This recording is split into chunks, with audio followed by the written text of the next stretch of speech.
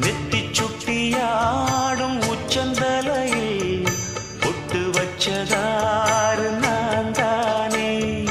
அத்தி மரப்பூவும் மாற்றப்படுமா பக்கத்தோட யாரு நீதானே. ஆசை பேச்சில்